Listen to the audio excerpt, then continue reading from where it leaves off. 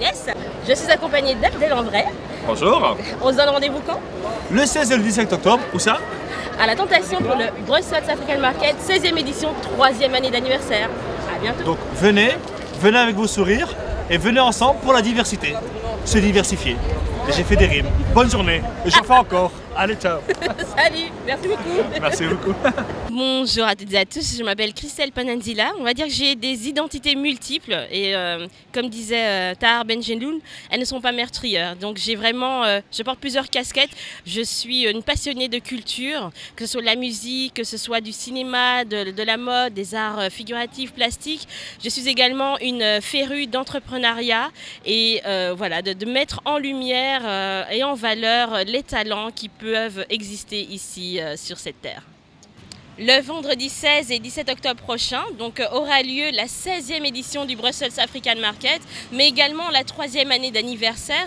Le Brussels African Market est un marché de créateurs et d'artisanat, mais également un lieu de networking qui permet non seulement aux Afro-Caribéens qui se sont peut-être éloignés de leurs racines de pouvoir rester vraiment en contact avec tout ça, à ceux qui ne sont pas éloignés de pouvoir replonger dans cette ambiance, et puis à tous les amoureux simplement voilà, du monde et qui sont ouverts d'esprit, venir découvrir d'autres choses. Donc dans ce cadre-là, on reçoit des créateurs, des accessoires, vêtements, mais également du design. On a des expos, on a de la littérature, on a la gastronomie qui est un pan important aussi de la culture chez nous.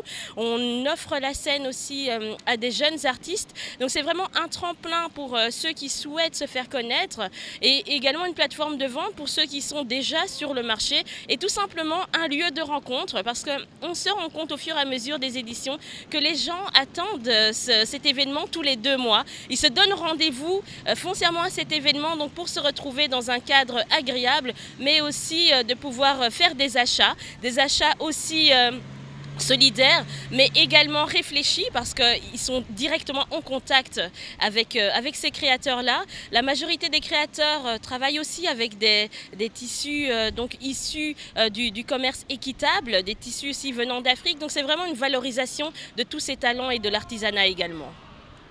Il est vrai que quand nous organisons ces événements, c'est un événement de Roots Events, donc c'est une plateforme qui fait la promotion de la culture afro-caribéenne depuis plus de 10 ans déjà.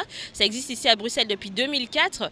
On fait vraiment très attention à notre communication, qu'elle soit vraiment attrayante et qu'elle soit au goût du jour, non simplement pour les jeunes, mais pour les plus âgés également, et avoir des visuels qui peuvent accrocher. Cette année, pour cette 16e édition, pour ces 3 ans d'anniversaire, on a décidé de rendre hommage à la ville qui nous a accueillis en premier lieu, donc Bruxelles. Bruxelles qui est une ville aussi de contradiction, Bruxelles et son surréalisme. Et donc on a pris le parti de faire une référence, un petit clin d'œil à Magritte avec « Ceci n'est pas une pipe, ceci n'est pas un marché ». Mais pourquoi ceci n'est pas un marché? Parce que ça va au-delà du marché. Le Brussels African Market est clairement devenu une marque qui s'exporte, qui est reconnue à l'international, mais également une famille. C'est que au-delà des échanges commerciaux qui peuvent s'y dérouler, on se retrouve vraiment en famille. Il y a des créateurs qui viennent depuis la première édition, avec qui on a vraiment tissé des liens forts et qui nous suivent dans nos différentes pérégrinations.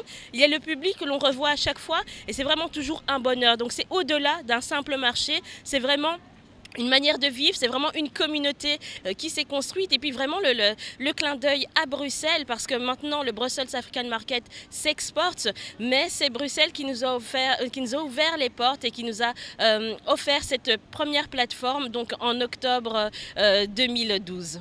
Cette édition est particulière non seulement parce que c'est l'anniversaire, 3 ans d'anniversaire, 3 ans d'existence. Ça peut peut-être paraître peu, 16 éditions également peuvent peut-être paraître peu, mais c'est tout un travail, toute une équipe qui se démène au jour le jour pour mener cet événement à bien. C'est tout un public. Hello.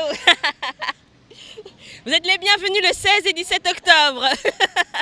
C'est tout un public, vous l'avez vu aussi, qui se mobilise pour être présent, pour passer du bon temps, pour supporter tous ces créateurs. Et donc, voilà, on a vraiment décidé, et ça a été dès notre première édition, la première approche, de pouvoir collaborer parce que seul, on va plus vite, ça c'est clair et net, mais ensemble, on va plus loin. Et donc, nous essayons, et nous le faisons, à chaque édition, de collaborer avec des organisations, avec des personnes. Et pour cette 16e édition, on a décidé de d'ouvrir un peu plus notre champ littéraire en la personne et en les éditions Mabiki, donc dirigées par Monsieur Bienvenu Séné Mongaba, qui va proposer la 4e édition du Salon des littératures africaines. Et donc il y aura une quinzaine d'auteurs, il y aura des conférences, il y aura des ateliers pour les enfants. Donc vraiment un large choix qui sera présenté au public durant ces 2 jours. On ne pourra pas s'ennuyer. Et au-delà donc du SLABEO, le Salon des littératures africaines, il y a encore d'autres collaborations, il y a des surprises, de la musique, du théâtre et encore beaucoup d'autres choses. En ayant analysé le marché depuis plus d'une dizaine d'années, donc on était parti de quelques créateurs qui régnaient un peu sur le monde du design, du stylisme afro, et maintenant ça s'est démultiplié, il y en a des centaines. C'est vrai que ça va se réduire au fur et à mesure comme un entonnoir avec la qualité, mais en ce qui concerne le Made in Africa, il est clairement là. Maintenant les personnes, tout le monde n'hésite pas à porter une petite pièce, et ce n'est pas réducteur simplement au wax. Il est vrai que moi aujourd'hui je porte du wax, mais il y a beaucoup d'autres matières que nous utilisons. Il y a du bois aussi pour faire des bijoux. Il y a tellement d'autres matières nobles, tellement de savoir-faire qui sont là et qui sont exploités tant par les grandes marques mais aussi par les créateurs. Et donc vraiment le Made in Africa est aujourd'hui d'actualité. Moi, je crois au potentiel du Made in Africa. C'est vrai qu'aujourd'hui, il est un peu difficile de se faire reconnaître en tant que créateur sur les scènes internationales, mais on voit à travers des initiatives de personnes qui sont là depuis longtemps et puis d'autres qui arrivent nouvellement sur le marché, que la place se fait et qu'au fur et à mesure, la reconnaissance sera là. Il n'est pas nécessaire d'avoir simplement de la reconnaissance internationale. Il faut déjà que les personnes, que tout en chacun prennent à bras le corps cette thématique, cette mode, la porte, la fasse vivre, parce que la mode naît d'abord dans la rue avant d'arriver sur les podiums. C'est quand les tendances naissent également dans la rue. Donc c'est vraiment chacun a sa responsabilité dans le fait que le Made in Africa se répande dans le monde.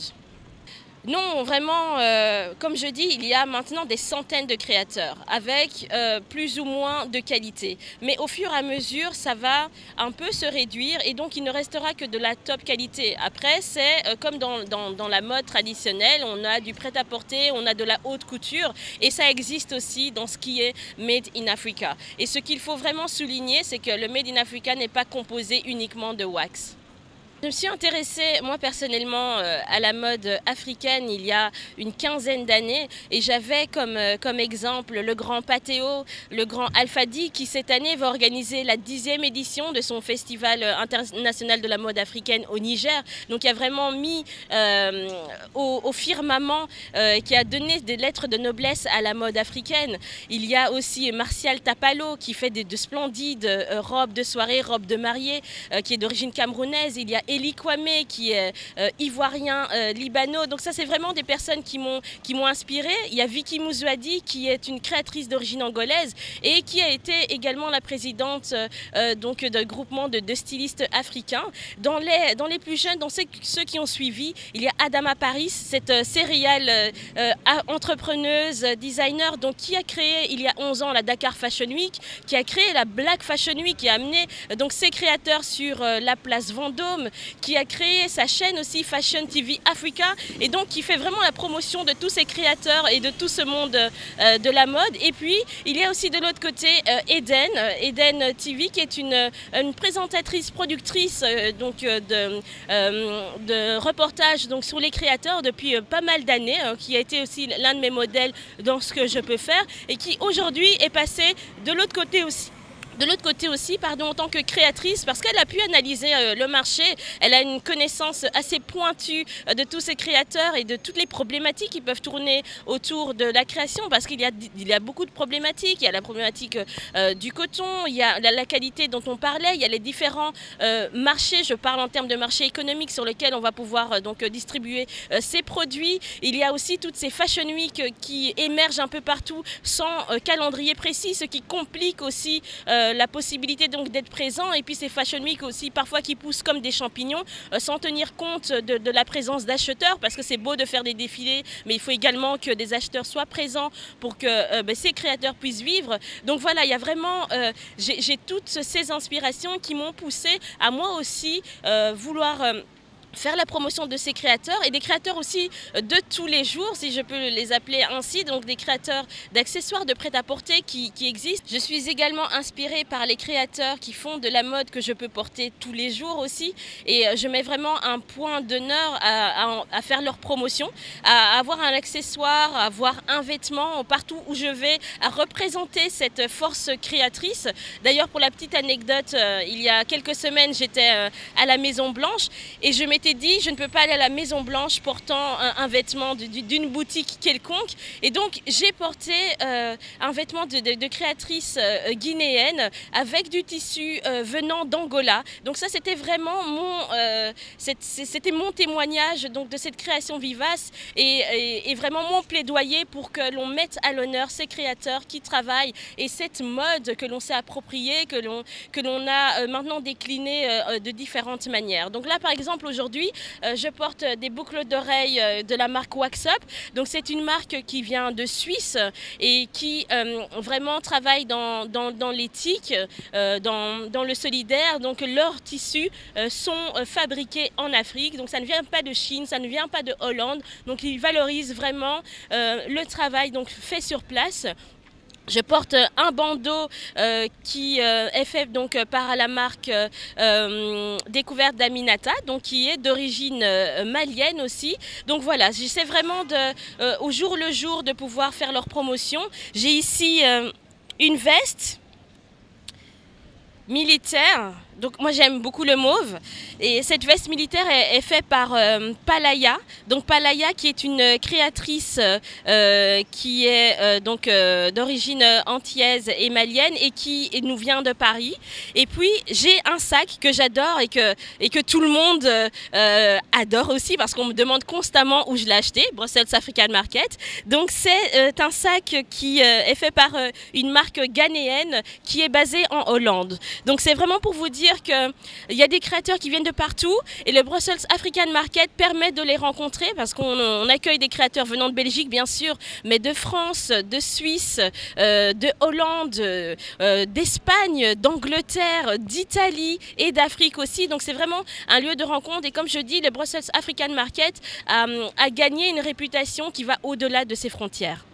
La première édition qui s'est organisée au TAC Gallery en octobre 2012 a réuni plus de 800 personnes. Ça a été une édition difficile à mettre sur pied parce qu'il fallait donc convaincre le public et pas les créateurs, le public à venir nous rejoindre. En termes de créateurs, comme je vous dis, j'ai suivi la mode depuis une quinzaine d'années. Je me suis rendue dans différents pays parce que ça ne s'arrête pas à la Belgique ni à la France. Donc j'ai vraiment exploré, c'était par passion pour moi-même et je me suis construit un carnet d'adresses, ce qui a permis à toute l'équipe, quand on a lancé la première édition, de pouvoir contacter rapidement ces créateurs qui me connaissaient déjà et qui puissent vraiment se jeter dans l'aventure avec nous parce que c'était une aventure. Le public n'était pas encore tout à fait prêt en 2012. Il n'y avait pas encore certaines stars qui portaient certaines matières, des chansons qui faisaient l'apologie du dashiki par exemple.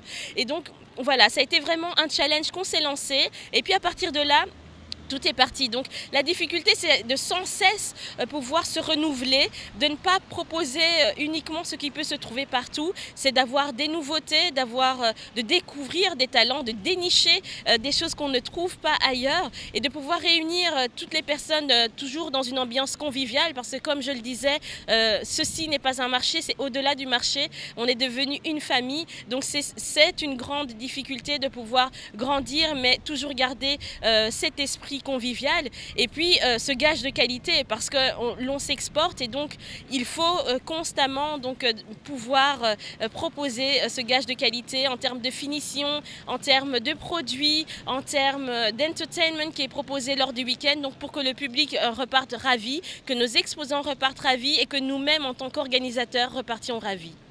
En tout cas, on est en train de préparer pas mal de surprises.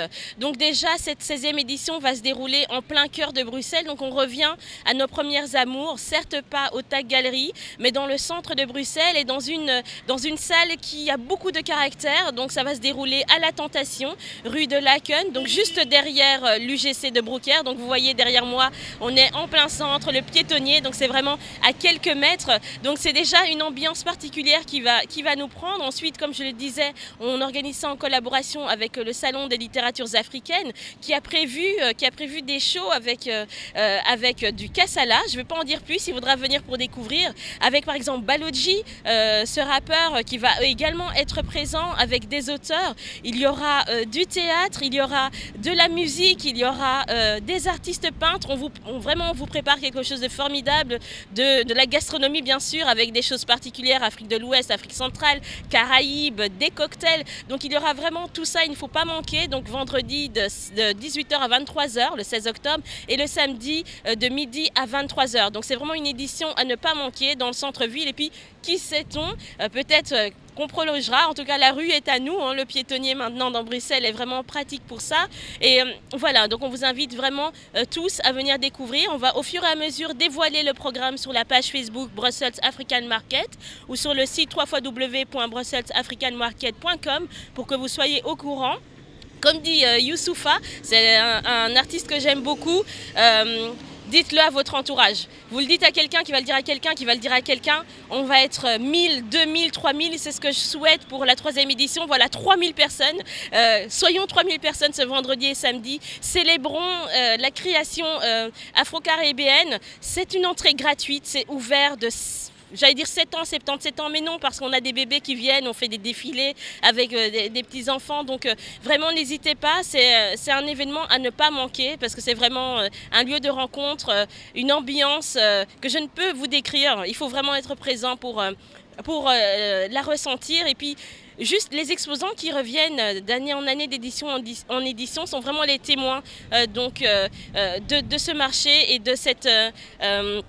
du fait qu'il faut que ça existe pour qu'ils aient cette plateforme de diffusion. Et puis on voit aussi que ça a aidé d'autres événements de pouvoir se développer et que la création s'est développée, que des gens se sont professionnalisés, qu'ils ont pu vraiment affiner aussi leur offre au contact d'autres exposants. Voilà, j'en parle vraiment avec passion parce que c'est avec passion que ça a été monté et c'est avec passion qu'on prépare à chaque fois chaque édition. On va déjà parler donc de la suite parce qu'on nous demande à chaque fois où sera la prochaine, quand sera la prochaine. Donc à Bruxelles, ça reste tous les 2 mois, mais c'est une marque, le Brussels African Market, BAM en diminutif, est devenue une marque. Donc après une édition à Miami en collaboration avec Solvision PR pour le Kin Art Miami, on va nous retrouver encore aux États-Unis dans 2 villes américaines. On n'oublie pas nos amis de la Flandre et de la Wallonie. On nous retrouvera aussi là-bas en 2016.